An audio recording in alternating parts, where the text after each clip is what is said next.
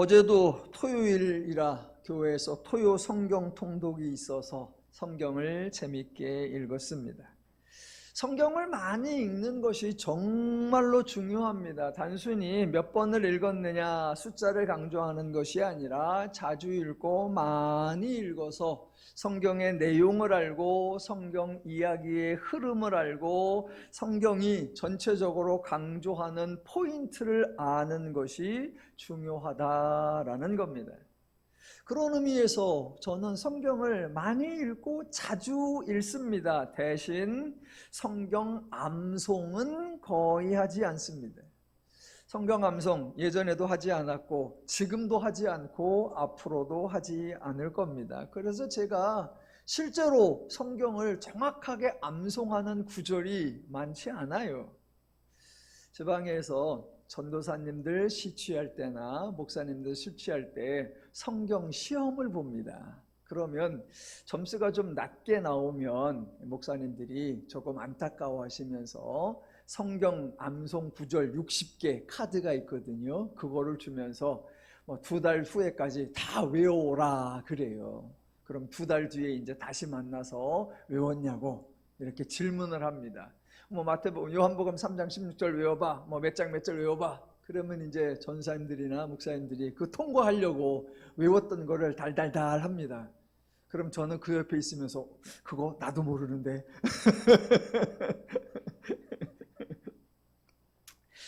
예, 여러분께도 제가 성경 읽으라는 권면은 자주 하지만 암송하자는 제안은 거의 한 번도 하지 않은 것 같습니다. 대신 성경의 전체적인 내용, 구조, 패턴, 하나님이 행하시는 사역의 원리들을 아셔야 합니다라고 강조하죠. 여러분이 스스로 연구해서 알아내셔야 한다라는 것이 아니라 제가 반복해서 설명을 드려서 이해할 수 있게 해드리겠다는 저의 약속입니다. 그래서 8월 초에 3일부터 5일까지 성경의 초점을 공부합니다. 이번에 구약 창세기부터 여호수아서까지를 하는데 오시면 매우 유익한 시간이 되실 것입니다. 지난주에 창세기 15장에서 아브라함의 투정과 하나님의 맹세에 대한 설명을 드렸습니다. 아브라함이 믿음이 좋은 사람이었을 것이라는 선입견을 벗어나야 하고 하나님이 아브라함에게 무슨 지시나 명령을 해서 사명을 내렸을 것 같은 편견을 벗어나셔야 합니다. 물론 이것도 여러분이 스스로 선입견을 벗으라 요청이 아니고 편견을 버려라 요청이 아니라 제가 또 설명해서 저절로 선입견이 벗어지고 편견이 벗어지도록 해드리겠다라는 저의 다짐입니다. 하나님이 아브라함에게 오셔서 대화를 하시는데 아브라함이 많이 삐뚤어져 있습니다. 아주 공손하게 하나님 자녀가 없어서 너무 걱정이니 대를 이을 수 있도록 후손 하나만 주세요 라고 간청하는 것이 아니라 원망을 하고 투정을 하고 빈정거리는 투로 말합니다. 그게 15장 5절이었죠. 주 여호와여 무엇을 내게 주시려 하나이까? 나는 자식이 없사오니 나는 나의 상속자는 이 다메섹 사람 엘리에셀이니이다. 주께서 내게 씨를 주지 아니하셨으니 내 집에서 길린 자가 내 상속자가 될 것이니이다. 말투가 고약합니다. 삐딱하게 말하는 것이 딱 중학교 2학년 남자애 같습니다. 사람은 전혀 믿는 구석이 없으면 투덜대지 못합니다. 왜냐하면 대책이 없으니까. 그래서 절박한 사람은 투정하지 않습니다. 왜? 이것저것 가릴 처지가 아니니까. 대책이 없고 절박한 사람은 어쩌나 간절합니다. 하지만 조금이라도 대안이 있으면 최소한의 비빌 만한 언덕이 있으면 간절한 말투가 아니라 간교한 말투가 나옵니다.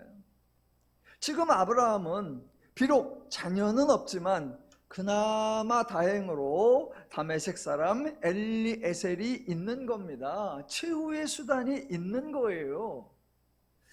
제가 궁금했습니다. 아니 도대체 다메섹 사람 엘리에셀이 누구지? 혹시 아시는 분 계십니까? 아브라함이 가나안에 도착한 지 이제 겨우 10년밖에 안 됐는데, 처음에는 가난했다가 애굽에 다녀온 후에야 부유해졌는데, 짧은 시간에 가나안 사람과 동맹도 맺었고 재력과 권력을 커졌으니 집안 살림을 돌볼 어떤 사람을 두었을 테고, 아마도 다행스럽게 좋은 사람을 만난 것 같습니다. 그래서 아브라함이 마지막 보루로 삼고 있는 다메섹 사람 엘리에셀, 과연 이는 누구일까? 어떤 사람일까 궁금했는데, 성경에 요 구절 빼놓고는 다메섹 사람 엘리에셀에 대한 언급이 없습니다. 그래서 어디 출신이고, 출신은 알죠. 다메섹 어떤 성품이고 몇 살이나 되었고 아브라함과 몇 년간 함께 있고 신뢰만 할 만한가, 그런 거에 대해서는 모르겠습니다. 대신 그동안 하나님이 아브라함에게 대하여 자녀에 대한 언급을 전혀 하지 않은 것이 아닙니다.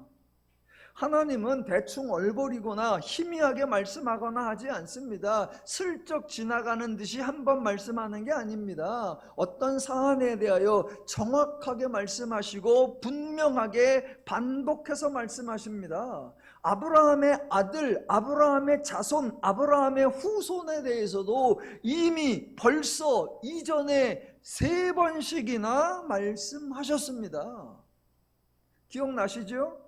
창세기 12장 2절, 내가 너로 큰 민족을 이루게 하리라 하셨고, 7절, 내가 이 땅을 내 자손에게 주리라 하셨고, 창세기 13장 16절, 내가 내 자손이 땅에 티끌 같게 하리니 사람의 땅이 티끌을 능히 셀 수 있을진데 내 자손도 세리라 하셨습니다. 아브라함이 믿음이 없다가도 이렇게 3번씩이나 들었으면 믿음이 생길 만도 한데, 여전히 하나님의 말씀을 이해하지 못하고 투정을 하고 있는 겁니다. 그래서 하나님이 15장에서 또다시 4번째 말씀을 하시는 거예요. 아브라함이 이렇게 말합니다.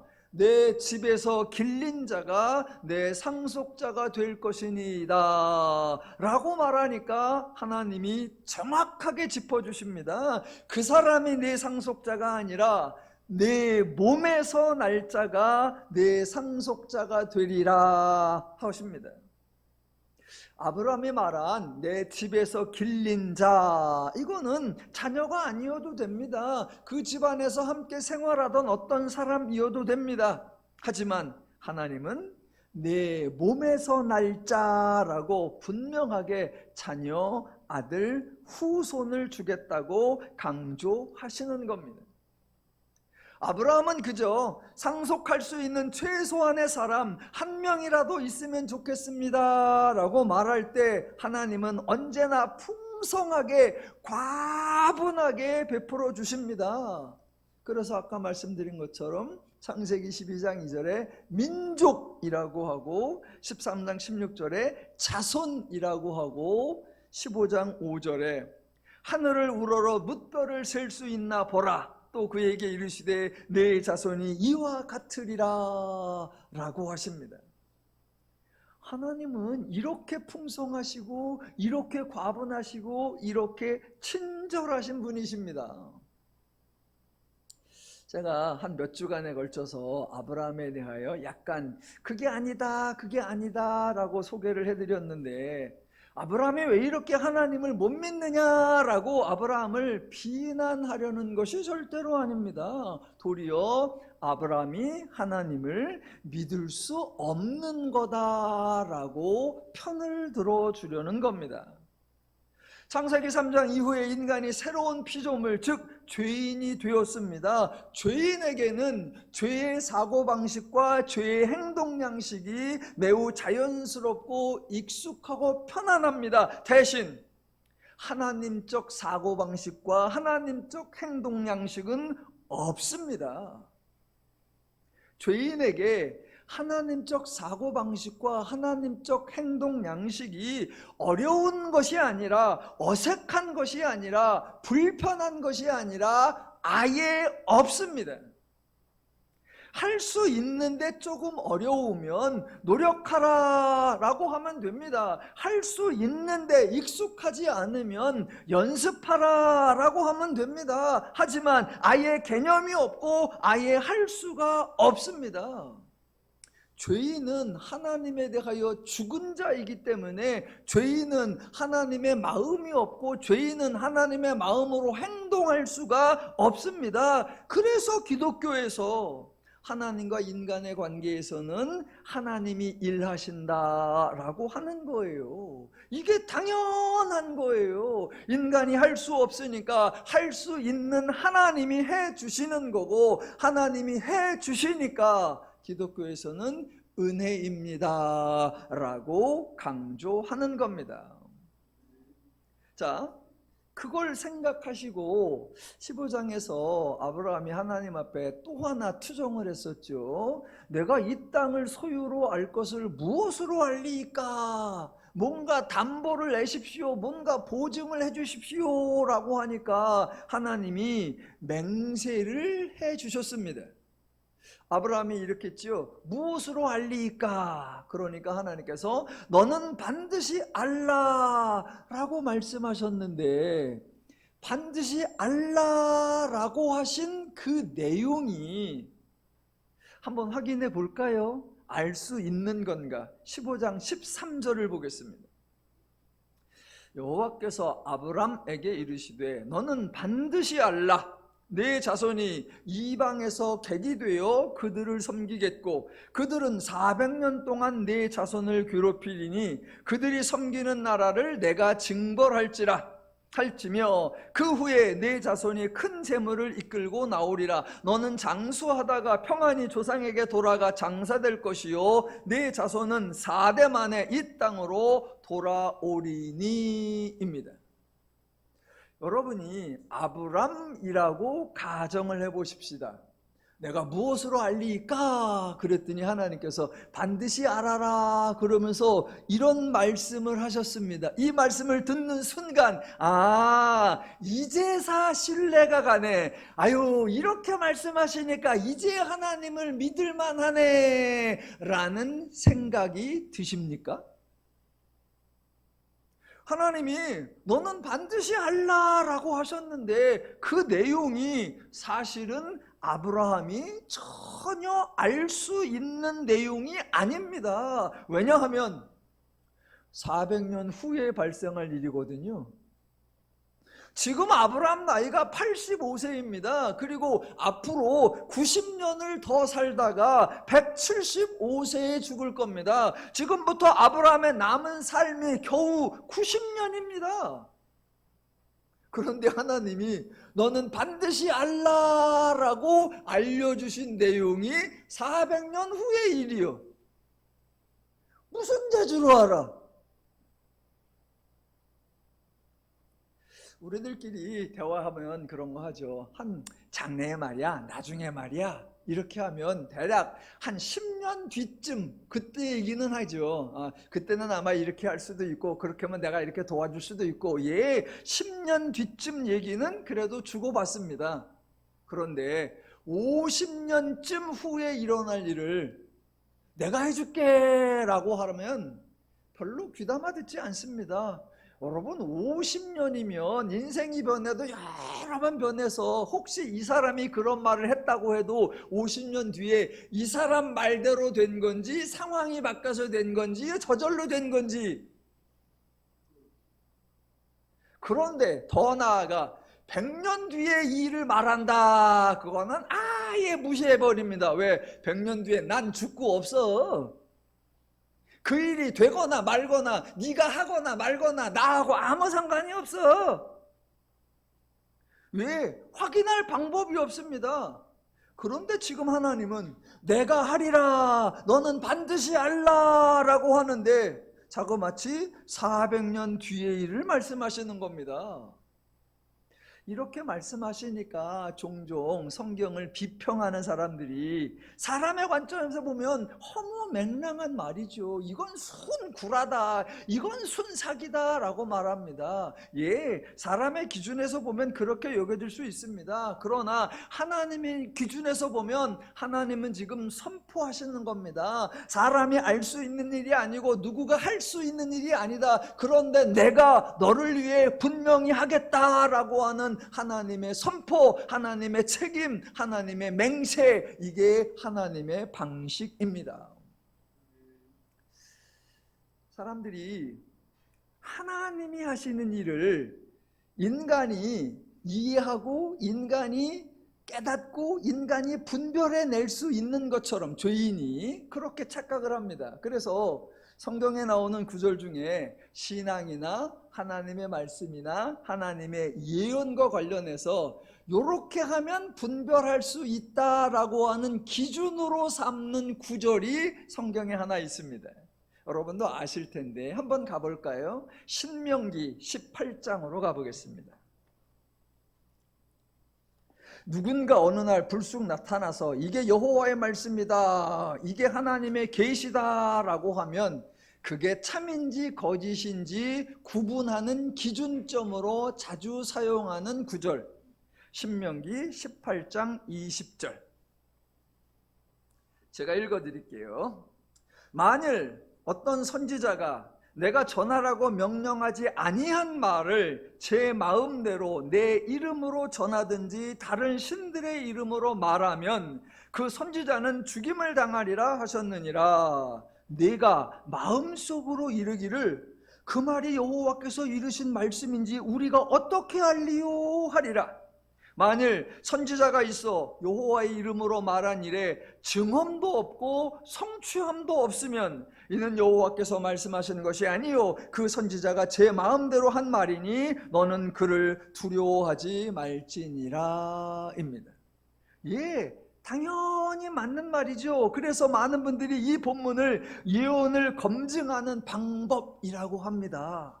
누군가 예언을 하면 그 예언에 증언이 있는가, 그 예언의 성취함이 있는가, 그걸 보고 하나님의 예언인지 아닌지 분별하는 거다라고 말을 해요. 말은 맞아요. 그런데 현실은 불가능합니다. 예전에 제가 예레미야 강해를 저와 여러분이 함께 했잖아요. 그때도 한번 설명드린 적이 있는데 어느 날 평상시 제사장이었던 예레미야가 불쑥 거리에 나가서 하나님께서 나에게 말씀하셨다, 하나님께서 나에게 이렇게 예언하라고 하셨다, 그리고 길거리에 나가서 하나님의 말을 전하는데 바벨론에게 항복하라, 그리고 바벨론으로 포로로 끌려가라, 그리고 바벨론에서 살아라, 70년 후에 너희가 돌아올 것이다 라고 합니다. 여러분, 예레미야가 하는 이 말이 하나님의 예언인지 아닌지 어떻게 확인하죠? 신명기에 의하면 이 일에 예언에 증언이 있어야 하고 성취함이 있어야 한다라고 합니다. 그런데 이 예언을 한 예레미야 자신도 예언한 후에 70년 이상을 살지 못했습니다. 바벨론에게 항복하라, 포로로 끌려가라, 거기서 살고 있어라, 70년 후에는 돌아오리라 확인하려면 일단 70년을 살아야 되잖아요. 그래야 말씀대로 되었구나, 이 예언이 진짜였구나. 그런데 그 예레미야 자신도 그 이후에 70년을 못 살았어요. 예레미야 자신도 돌아오지 못했습니다. 예레미야도 그 예언을 들었던 대부분의 사람도 이 예언의 증언함이나 성취함을 보지 못했습니다. 그런데 70년 후는 고사하고 예레미야가 이 말을 선포할 때 이게 하나님의 예언인지 아닌지 누가 분별할 수 있죠? 어떻게 분별할 수 있죠? 그래서 하나님은 인간과 상호간에 언약을 체결하지 않으십니다. 언약을 체결해봤자 인간에게는 의미가 없어요. 그래서 하나님이 일방적으로 맹세를 선포하시는 거예요. 인간이 하나님을 검증할 방법이 없습니다. 죄인이 하나님을 분별해낼 능력이 없습니다. 그래서 하나님은 일방적으로 하나님이 말씀하시고 하나님이 선포하시고 하나님이 약속하시고 하나님이 맹세하시는 거예요. 인간은 내가 생각해 보니까 맞는 것 같아, 내가 따져 보니까 맞는 것 같아, 그래서 하나님의 말씀을 검증해 볼 능력이 없어요. 그래서 저와 여러분이 지금 하나님을 아는 거, 하나님을 믿는 거, 이거 기적이에요. 이거 하나님이 은혜 주신 결과인 줄로 믿습니다. 그래서 하나님이 은혜를 주시면 우리는 은혜를 받고, 은혜를 받은 후에 은혜를 누리면 그제서 이게 하나님의 말씀이었고 이게 하나님이 행하신 결과였구나 라고 깨닫게 되는 거예요. 15장에서 아브라함이 내가 무엇으로 알리까? 그랬더니 하나님께서 너는 반드시 알라라고 하면서 맹세를 해주십니다. 그 맹세가 아브라함에게 효과가 있다 없다? 없습니다. 하나님이 맹세하신 거 보았으니까 내가 이제 하나님을 굳게 믿습니다. 아니요. 아브라함은 그 맹세를 받아놓고도 앞으로 확인해 보겠지만 하나님이 아들을 주겠다 그랬더니 피식 웃어버리고 못 믿습니다. 하나님의 맹세는 누가 작정하시는 거다? 하나님이 작정하시는 거예요. 네가 믿지 않아도, 네가 믿지 못해도 나는 작정하고 나는 다짐해서 나는 이 약속대로 행하여서 너에게 결과를 만들어주고 너를 행복하게 만들어내고야 말리라. 하나님의 다짐, 하나님의 선포, 하나님의 맹세이신 줄로 믿습니다. 이게 기독교의 방식이고 세상에 그 어느 곳도 행할 수 없는, 어떤 우상신도 행할 수 없는 하나님만이 행하시는 유일한 은혜의 원리입니다. 자, 오늘 16장에서 아브라함의 가정의 일을 좀 살펴볼 건데요. 그 전에 16장에서 성경에 나오는 몇 가지 정보를 좀 제가 소개해 볼까 합니다. 창세기가 성경의 맨 처음에 나오는 책이기에 창세기에 나오는 이야기가 성경에서 최초로 등장하는 이야기가 많이 있습니다. 지난주에도 하나 소개했었는데 하나님이 꿈이나 환상이나 이상이나 묵시를 통해서 계시를 주시기도 한다. 그 첫 번째 사례가 창세기 15장에서 하나님이 환상 중에라는 것과 아브라함이 깊이 잠들매 그 중에 하나님이 맹세하는 모습 소개해드렸습니다. 오늘 16장에도 성경에 처음으로 등장하는 사건이 몇 개가 있습니다. 제가 소개를 시켜드릴게요. 첫 번째, 9절을 보시면 7절을 보시면 16장 7절 여호와의 사자라고 나오는데 여호와의 사자가 성경에 처음 등장하는 사례입니다. 여기는 사자가 동물이 아닙니다. 또 죽은 사람 사자도 아니고요. 사전에 보면 이렇게 나오죠. 윗사람의 명령이나 부탁을 받고 심부름을 하는 사람.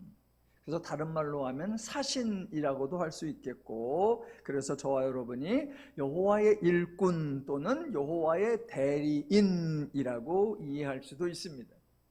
우리말로는 번역을 잘 해놓은 것 같아요. 여호와의 사자가 나타났다. 그런데 이 여호와의 사자를 영어로는 뭐라고 번역을 했을까요? 엔젤이라고 번역을 했어요. 저와 여러분이 가지고 있는 엔젤 이미지 뭐예요? 날개가 달리고 팅커벨 같은 뭐 이런 거. 참 성경의 이미지하고 엔젤이 안 맞아. 그러니까 그런 어떤 요정 같은 거 생각하지 마시고 하나님의 일꾼, 하나님이 보낸 사자, 하나님의 사신 이런 게 등장했구나 라고 해야 합니다. 그러니까 그 전까지는 창세기 1장부터 지금까지는 여호와께서 이르시되 라고 하거나 여호와의 말씀이 임하여 라고 했었습니다. 그런데 16장 7절에서 처음으로 여호와의 사자가 등장을 하는 겁니다. 자, 두 번째 11절을 보시면 여호와의 사자가 또 그에게 이르되 내가 임신하였은즉 아들을 낳으리니 그 이름을 이스마엘이라 하라 라고 나옵니다. 요게 첫 번째입니다. 즉 하나님이 사람의 이름을 지어주신 최초의 사례.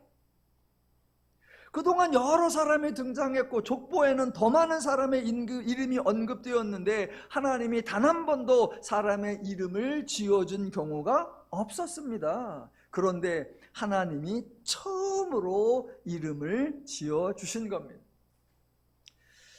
사람들은 최초라는 것에 의미를 자주 부여하죠. 최초 그러면 정통성이 있는 사람, 최초 그러면 모범적인 사람, 최초 그러면 가치가 있는 사람이라고 생각하는데, 하나님은 누구에게 처음으로 이름을 주었느냐? 하갈이 낳을 아들을 이스마엘이라고 이름을 지어줬어요. 우리가 생각하기에는 거기 말고 아브라함의 본부인 사레의 아들을 정해주든가, 그러면 또 아브라함의 계보에 들어갈 사람의 이름을 지어주든가, 그러면 가치가 있을 건데 하나님이 최초의 이름을 지어줬는데 사레가 아니고 하갈이 낳을 아들 이름이고, 그래서 아브라함의 계보에도 들어가지 못하는 이름이에요. 혹시 하나님이 지어준 이름 첫 번째가 이스마엘이었다, 이거 알고 계신 분이 계십니까? 대부분 잘 모르십니다. 세 번째, 13절을 볼까요? 하갈이 자기에게 이르신 여호와의 이름을 나를 살피시는 하나님이라 하였으니입니다. 이것도 최초입니다. 사람이 하나님에 대하여 무슨 하나님이라고 호칭을 정하고 부른 거, 이게 최초입니다.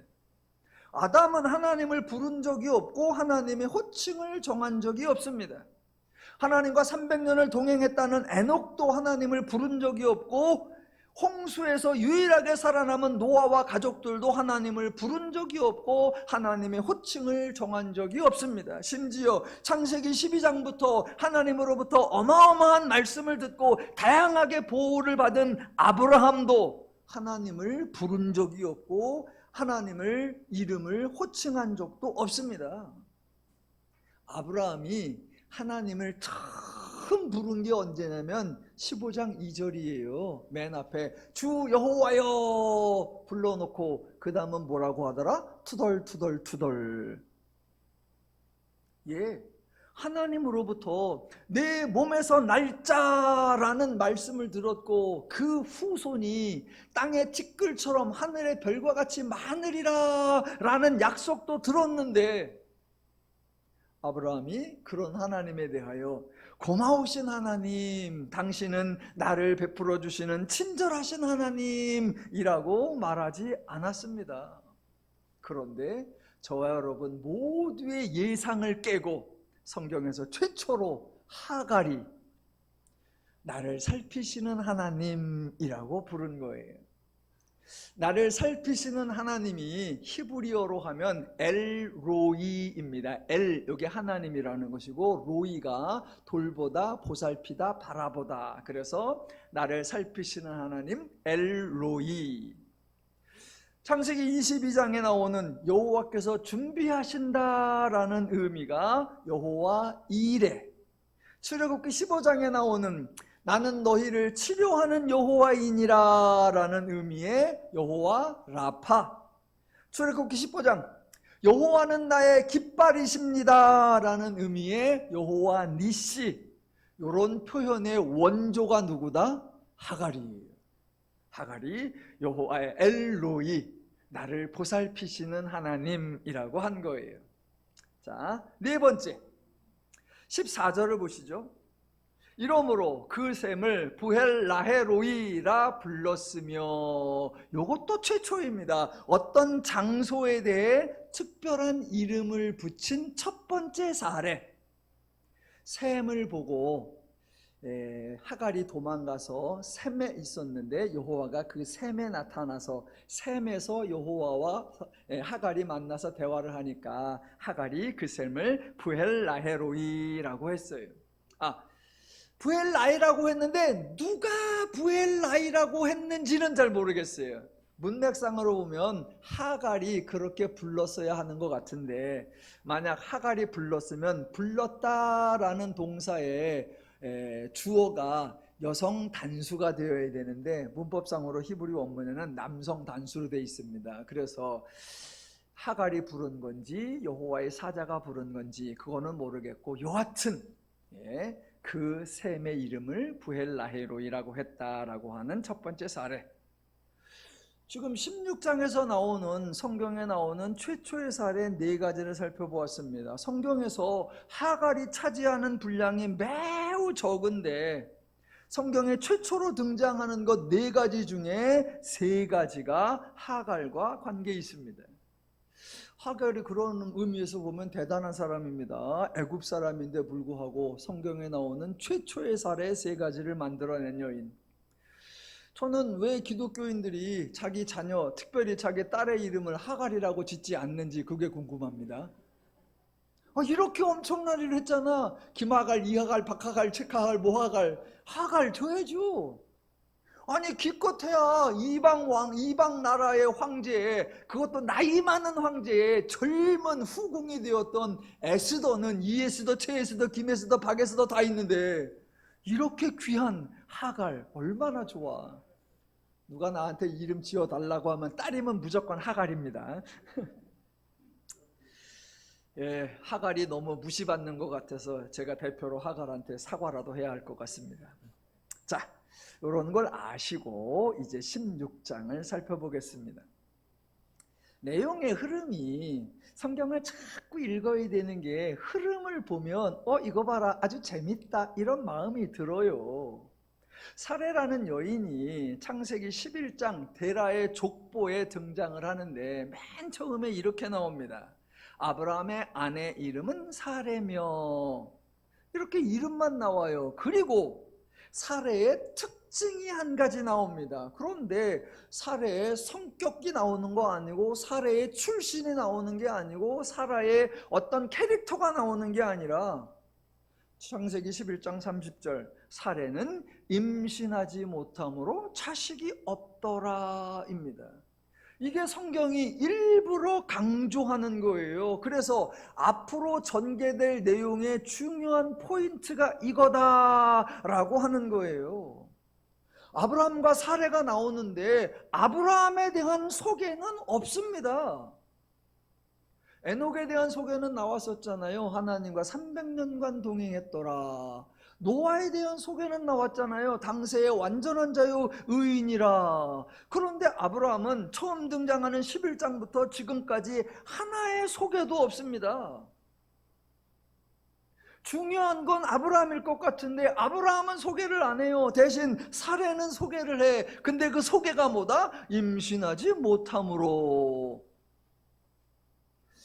출산에 대해서 대부분의 사람들은 남자가 씨를 주어야 가능하다라고 생각하지만, 엄밀하게 말하면 여자가 임신을 해야 출산이 가능합니다. 여자가 임신을 하지 못하면 출산을 할 방법이 없습니다. 지금 사례는 아직 임신을 하지 않아서 아직 자식이 없는 것이 아니라 아예 임신을 하지 못해서 앞으로도 자식이 없을 겁니다. 이 상황이 바뀔 가능성이 없습니다. 성경은 그걸 2번씩이나 강조해놓고 시작하는 거예요. 그렇게 소개를 해놓고는 하나님이 아브라함과 사레를 처음 만났을 때 제일 먼저 한 말이 뭐다? 내가 너로 큰 민족을 이루고입니다. 그러니까 아브라함과 관련된 내용, 특별히 아브라함의 자식과 관련된 내용은 아브라함이 진행하고 아브라함이 이루어가는 것이 전혀 아니다라고 처음부터 강조해놓고 시작하는 거예요. 사레가 임신하지 못한다는 사실을 아브라함이 알고 있었지요. 그러니까 하나님이 자식과 관련된 말씀을 2번하고 3번씩이나 말씀을 해도 아브라함이 별로 반응하지 않았던 거예요. 왜? 그거는 불가능한 일입니다 라고 생각했기 때문이에요.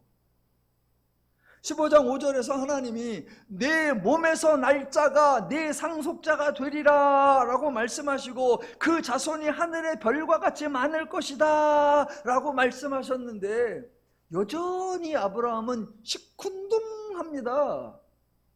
그래서 이제 17장, 18장, 19장 여기 가보면 하나님이 아브라함에게 아들을 낳을 것이라 라고 하면 웃어버려요. 그의 부인 사라에게도 하나님이 아들을 낳게 할 거다라고 하면 웃어버려요. 왜? 임신하지 못하니까 출산하지 못하고 자신을 낳지 못한다라고 생각하고 있기 때문이에요. 그렇게 하고 있는 다음 장면이 오늘 본문 16장 1절이에요. 그런데 또 한 번 나옵니다. 1절, 아브라함의 아내 사레는 출산하지 못하고.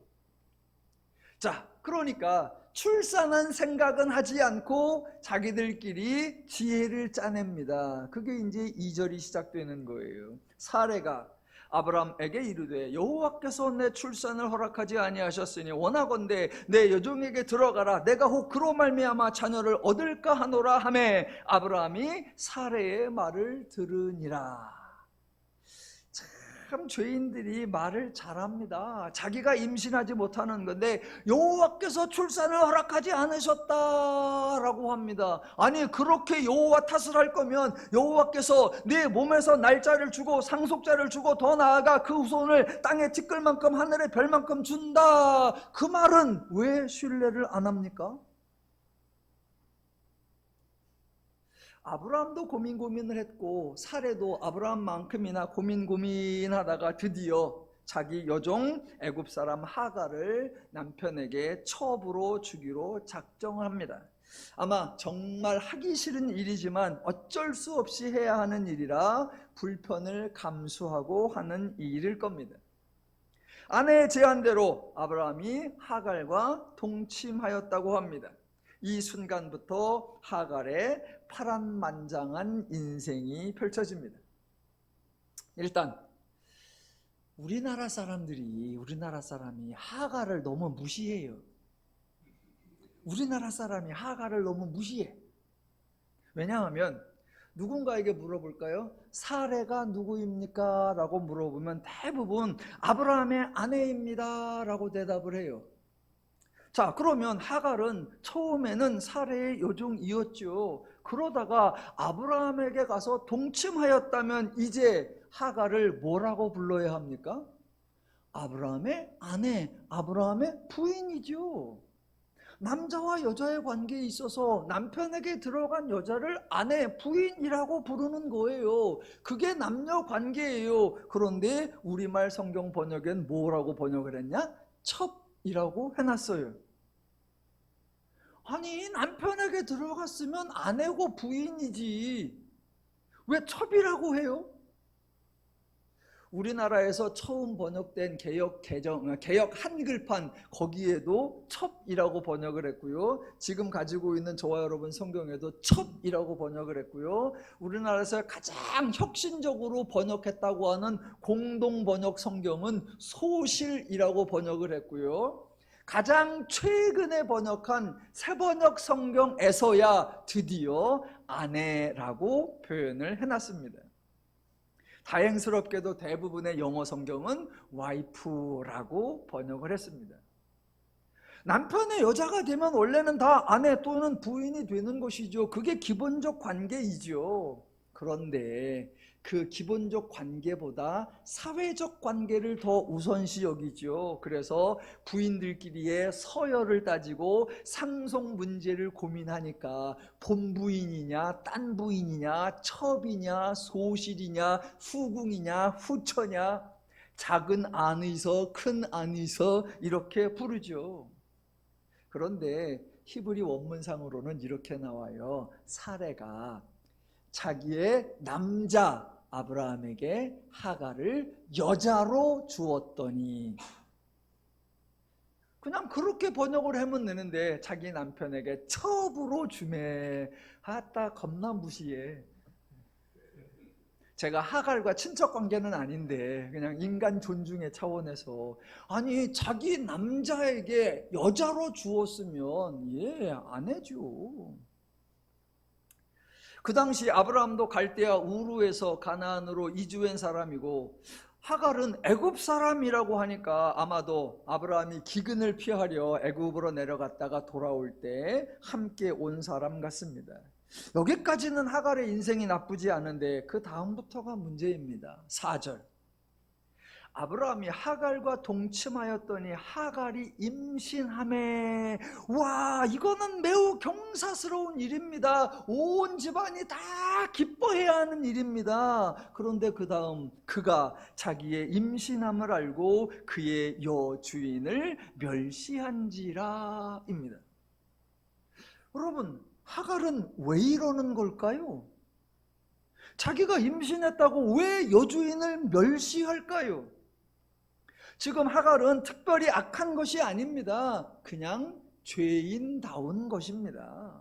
거의 대부분의 죄인들은 이렇게 행동합니다.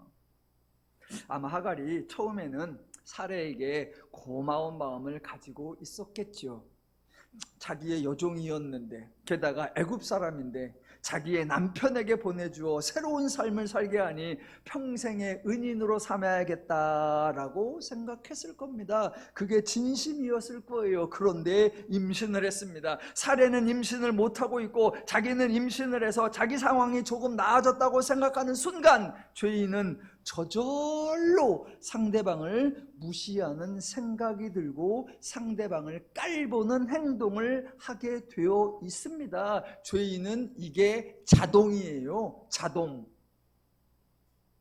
하갈이 일부러 악한 마음 먹은 거 아니고 사례를 조롱하려는 의도를 가진 거 아니고 교만을 하려고 작동한 게 아닙니다. 그저 죄의 마음이 이렇게 작동을 하는 거고 죄인이 이 죄의 마음을 다스릴 수가 없는 거예요. 이거는 동서고금 남녀노소 구분이 되지 않습니다. 모든 죄인에게 나타나는 전형적인 행태입니다. 이 상황에서 하갈이 마음은 다른 마음을 먹을 수 있습니다. 그래, 나는 사례의 은혜를 잊으면 안 돼. 절대로 사례를 멸시하면 안 돼. 언제나 사례에게 감사하는 마음을 간직해야 해 라고 마음을 먹었습니다. 그리고 마당에 딱 나갔더니 사례가 눈에 띕니다. 눈에 딱 띄는 순간 째려보게 돼 있어요. 네.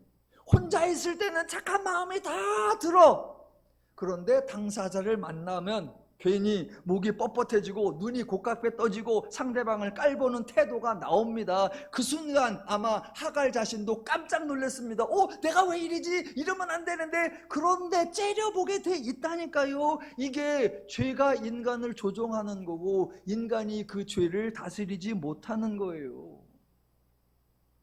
아마 여러분도 유사한 경험이 있으실 겁니다.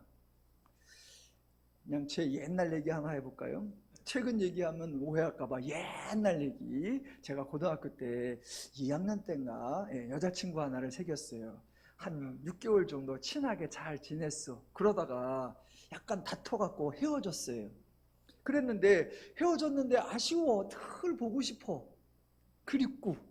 그러다가 제가 고등학교에 있는데 제가 있는 고등학교에서 그 여학생네 집이 자전거 타고 한 20분 가면 거기 있었어요. 그러니까 그 당시 이제 야간 자율학습이 있으니까 10시에 끝나고 자전거를 타고 그 집 앞에까지 가요. 그러면 그 여학생은 저 학교를 다녔으니까 끝나고 버스 타고 오면 제가 가서 기다리고 있으면 그때 와. 그러면 제가 모퉁이 뒤에 숨어서 얼굴 봐. 그렇게 막 용기는 없고 궁금해. 그래서 봐. 그런데 저희 아버지 교회가 그때 수원의 시내 한복판에 있어요. 남녀노소 전부 다 그 시제 한복판으로 오게 돼 있어. 그러니까 저는 거기에 교회를 다니니까 일주일에 서너 번 그 시내 한복판을 다녀. 그러니까 어느 날 우연히 그 여학생을 만날 수도 있겠지. 그래서 막 갈 때마다 늘 없나 있나 쳐다보고 다녀. 그래서 만나면 반가워할 것 같아. 그러다가 정말 어느 날 만났어요. 길거리에서 딱 만났어. 걔도 저를 보고 깜짝 놀라서 반가운 표정을 짓고. 그럴 때 제가 어떻게 했는 줄 아세요? 그렇게 보고 싶었는데, 그렇게 만나기를 기대하고 눈을 부릅쓰고 다녔는데 딱 만나서 그 아이가 저에게 라고 할 때 저의 첫 마디가 지금도 기억나요. 누구세요? 그리고 돌아서서 갔어요. 그날 이후로 지금까지 못 봤어. 그날 이후로 제가 늘 궁금한 거예요. 그 순간 내가 왜 그랬을까? 마음속으로는 100번 1000번 생각했죠. 만났을 때 어머 반가워라고 할까? 표정을 어떻게 할까? 만나면 어느 빵집으로 갈까? 별별 계획을 다 짜놨어. 그랬는데 딱 만나는 순간에 저도 모르게 저절로, 정도의 차이는 있겠지만, 다른 얘기 하나 해볼까요? 어느 교회에서 제가 부사역을 하는데 어느 해에 인사발령이 났어요. 제가 어느 날 이쪽 부서를 담당하고 있는데 전혀 예상하지 않은, 전혀 기대하지 않은, 그럴 리가 없을 것 같은 이쪽 부서로 발령이 났어. 저도 깜짝 놀래고 제 주변에 있던 동료들도 다 깜짝 놀래고, 아니 네가 거기로 가? 그런데 뭐 부사역자니까 발령 나는 대로 가야죠. 그래서 가는데 뭐 그래 뭐 어디 있거나 내일을 해야지 라고 마음으로는 감당이 되는데, 토요일날 그 발령을 들었거든요. 그 다음날 주일날 아침이잖아. 안 일어나죠. 안 일어나죠. 마음으로는 되는데 몸이 안 돼. 그래서 그날 주일을 안 갔어요. 안 갔어. 그랬더니 저녁에 담임 목사님이 신방 왔어. 어떻게 된 일이냐고. 그래서 모르겠습니다. 안 일어나집니다. 이게 마음으로는 받아들여져도 몸이 안 되는구나. 저는 그걸 경험한 적이 있어요. 지금 하갈이 사례가 너무 고마워, 너무나 과분해, 내가 이 집안의 대를 이을 수 있는 이 역할을 하다니 너무 감사해, 어머 이 은혜를 주신 하갈 사례님, 이 은혜를 주신 아브라함님 너무나 고맙습니다 라는 마음이 있어. 그런데 딱 나가는 순간에 저거는 자식도 없는 것이, 저거는 임신도 못하는 것이, 그래서 뭐 하더라? 멸시하더라. 죄인은 이렇게 돼요. 죄인은 이렇게 돼. 하갈이 멸시하니까 사례가 뭐라고 합니까? 나는 모욕을 당했다, 나는 멸시를 당했다 라고 하면서 아브라함에게 따지죠. 아브라함에게. 그러니까 이제 아브라함이 대답을 합니다. 6절. 아브라함이 사례에게 이르되 당신은 여종은 당신의 수중에 있으니 당신의 눈에 좋은 대로 그에게 행하라. 야, 아주 무기력한 무책임한 남자의 전형적 죄인의 모습입니다. 아내 사레가 하갈을 아브라함이 여자로 주었고, 아브라함은 하갈을 아내로 맞이했고 동침했고 임신했습니다. 그런데 아내들 사이에 문제가 발생했습니다. 그러면 남편으로서, 가장으로서 책임을 지고 중재해야지요. 그런데 아브라함은 너무나 무책임하고 너무나 무능력하고 너무나 무기력하게, 당신의 여종은 당신의 수준에 있으니 당신의 눈에 좋을 대로 하라, 아주 쪼다 같은 태도를 보입니다. 이것 또한 아브라함의 개인적인 모습이 아니라 전형적인 죄인 남자들의 발뺌하기 모습입니다. 이렇게 무능력하고 이렇게 무책임하고 이렇게 무기력하고. 그 다음 볼까요? 사례 6절 끝에 보시면 이렇게 나옵니다. 사례가 하갈을 학대하였더니, 앞에서는 하갈이 사례를 멸시하였다고 하고 사례는 모욕을 당했다고 합니다. 그러더니 남편의 무책임과 떠넘김을 핑계삼아 사례가 하갈에게 무참하게 보복을 합니다. 우리말 성경에는 학대라고 했고 다른 한글 성경에는 박대라고 했고, 영어 성경은 dwelt hardly, treated harshly, mistreated라고 했습니다. 그런데 히브리 원문은 괴롭히다, 압박을 가하다라는 동사에 강조형을 썼습니다. 예, 아주 심하게, 아주 거칠게, 아주 혹독하게 대했다라는 거예요. 엊그제 방송에서 병원에 있는 간호사들끼리 상대방 어떤 한 사람을 심하게 괴롭혀서 그 사람이 결국은 자살하게 만드는 그런 사례가, 좀 불편한 사례가 등장했었죠. 그런 용어를 전문 용어로 뭐라고 한다? 태움이라고 했었죠. 예, 지금 태운 거예요. 태운 거. 사례는 왜 이랬을까요?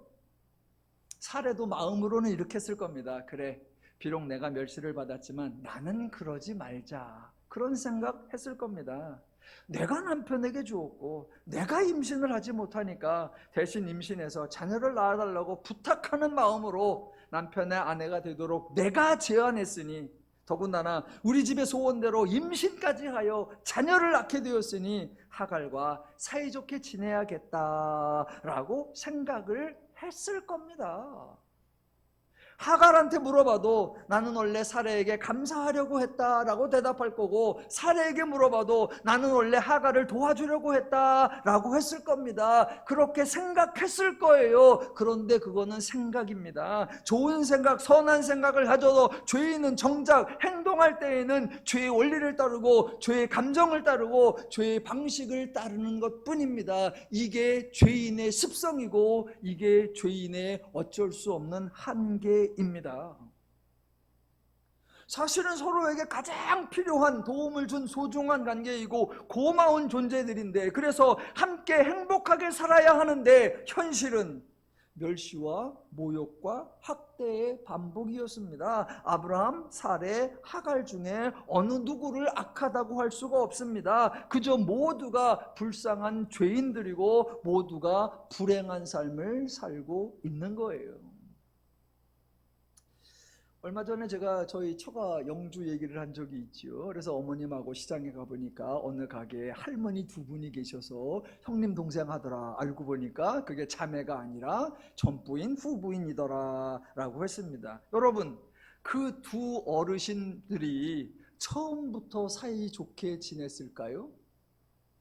그럴 리가 없을 겁니다. 아마 처음에는 박 터지게 싸우셨을 겁니다. 툭 하면 시기하고 질투하고 미워하고 속이고 거짓을 행하고 별의별 추악한 짓들을 하셨을 겁니다. 그런 세월을 10수년을 지내고 더 나아가 20, 30년을 지내고 한참 지낸 후에 아이고 이래봤자 아무 소용이 없구나 라는 걸 깨닫고 더 이상 그럴 힘도 없다라는 것을 체감할 때쯤에 서로를 불쌍히 여기셨을 겁니다.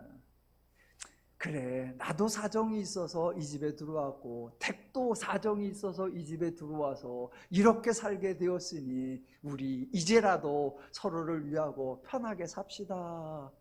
그 세월 후에야 가능했을 거예요.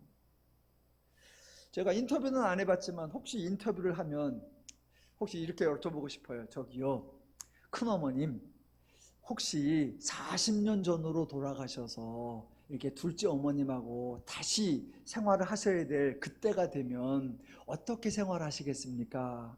큰어머님이 이렇게 말하시겠죠. 아이고 지금하고는 다를 거예요. 그때 되면 내가 둘째를 아주 이뻐해 줄 거예요. 둘째를 사랑해 주고 둘째에게 배려도 잘 해줄 거예요. 우리 사이좋게 지낼 거예요.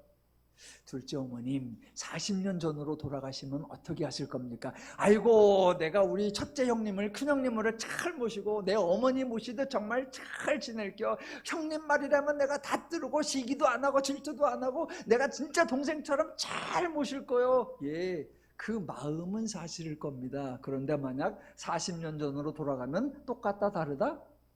똑같을 거예요. 예, 그게 죄인의 한계이고, 죄인은 아무리 좋은 마음을 가져도 정작 행동할 때에는 죄의 원리, 죄의 방식, 죄의 태도가 나올 수밖에 없는 거예요. 그게 죄인의 한계예요.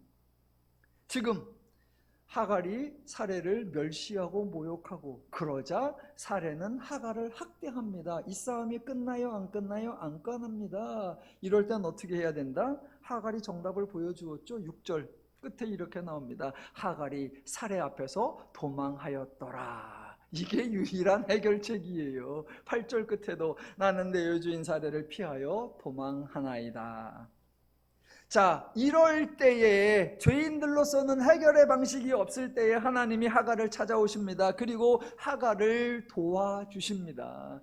하나님이 하갈을 도와주시는구나. 왜? 하갈이 선하고 의롭고? 아니요. 하갈이 어렵고 힘들고 고통 중에 있기 때문입니다. 이게 하나님의 마음이고 이게 하나님의 원리이고 이게 하나님의 방식입니다. 묻지도 따지지도 않습니다. 옳으냐 그르냐 분별하지도 않습니다. 그저 어렵니? 그저 힘드니? 그저 불편하니? 내가 너를 도와줄게. 이게 하나님의 방식이에요. 오늘날도 저와 여러분이 혹시 주변에 어렵고 힘든 분이 계셔서 도움을 주고 싶은 마음이 들 때가 있습니다. 그러면 그때 가장 조심해야 하는 거, 묻지 마십시오. 따지지 마십시오. 캐묻지 마십시오. 옳으니 그르니 잔소리하지 마시고, 이렇게 살지 말라 훈계하지도 마시고. 세상에 어느 누구도 일부러 힘들게 사는 사람이 없고 의도적으로 불행하게 사는 사람이 없습니다. 그도 최선을 다하고 있는 겁니다. 혹시 도와주고 싶은 마음이 있거든 그저 말없이 도와주기만 하면 됩니다. 상대방이 잘못 살고 있다는 것을 까발리려고 하지 말고, 내가 너보다 낮게 살고 있다는 거만한 태도를 보이지 말고, 최대한 상대방을 존중하고 상대방의 품위를 지켜주고 상대방의 인격을 보호해 주어야 합니다. 이 모습의 원조가 누구이시다? 우리 하나님. 그래서 하나님이 하갈을 찾아오시고 하갈에게 아무것도 묻지 않고 아무것도 따지지 않잖아요. 뭔 질에서 쫓겨났어? 안 따지잖아요. 내가 너에게 은혜를 줄 텐데 그럼 너는 어떡할래? 거래를 하지도 않잖아요. 그의 힘들고 아프고 고통스러운 가운데 있는 것을 보시고 하나님이 은혜를 주십니다. 어떻게 주신다? 과분하게. 어떻게 주신다? 풍성하게. 그래서 10절 여호와의 사자가 또 그에게 이르되 내가 내 씨를 크게 번성하여 그 수가 많아 셀 수 없게 하리라. 이거 들어본 적이 있죠? 예, 하나님이 아브라함에게 축복하신 말씀입니다. 하나님이 아브라함에게 2번에 걸쳐 말씀하셨습니다. 창세기 14장 16절 내가 네 자손이 땅에 티끌 같게 하리니 사람의 땅에 티끌을 능히 셀 수 있을진데 네 자손을 세리라. 예, 살 수 없을 만큼 주신다. 창세기 15장 5절에서 또 말씀하셨죠. 하늘을 우러러 뭇별을 셀 수 있는 보라. 또 그에게 이르되 네 자손이 이와 같이 하리라. 예, 셀 수 없을 만큼 주신다. 그런데 그 약속을 누구에게도 주신다? 예, 하갈에게도. 내가 내 씨를 크게 번성하여 그 수가 많아 셀 수 없게 하리라. 그럼 질문, 여러분, 하갈이 이런 축복을 받을 만한 근거가 뭐죠? 하갈이 이런 축복을 받을 만한, 이런 은혜를 받을 만한 자격이 뭐죠? 아브라함이 하나님에게 축복을 받을 만한 특별한 자격이 전혀 없었던 것과 마찬가지로 하갈도 이런 축복을 받을 만한 특별한 자격이 전혀 없습니다. 그래서 이런 걸 뭐라고 한다? 하나님의 은혜라고 하는 거예요. 설명을 해 주십시오 라고 했더니 성경이 11절에 이렇게 나오죠. 여호와의 사자가 또 그에게 이르시되 네가 임신하였은즉 아들을 낳으리니 그 이름을 이스마엘이라 하라. 이는 여호와께서 그 고통을 들으셨음이니라. 예, 하나님이 우리를 들으시고 하나님이 우리를 보시고 하나님이 우리를 도우시고 하나님이 우리를 보살피시는 줄로 믿습니다. 그래서 하갈이 정확하게 설명해주고 있죠. 13절 하갈이 자기에게 이르신 여호와의 이름을 나를 살피시는 하나님이라 하였으니 이는 내가 어떻게 여기서 살피시는 하나님을 배웠는고 함이라. 예, 지금 하갈은 자랑하고 있는 것이 아니라 감격하고 있는 거죠. 내가 기도했더니 하나님께서 들으셨다. 자기 행동을 강조하는 것이 아니라 하나님이 나를 보살펴 주셨다라고 하나님의 은혜, 하나님의 일하심, 하나님의 축복을 고백하고 있는 것입니다.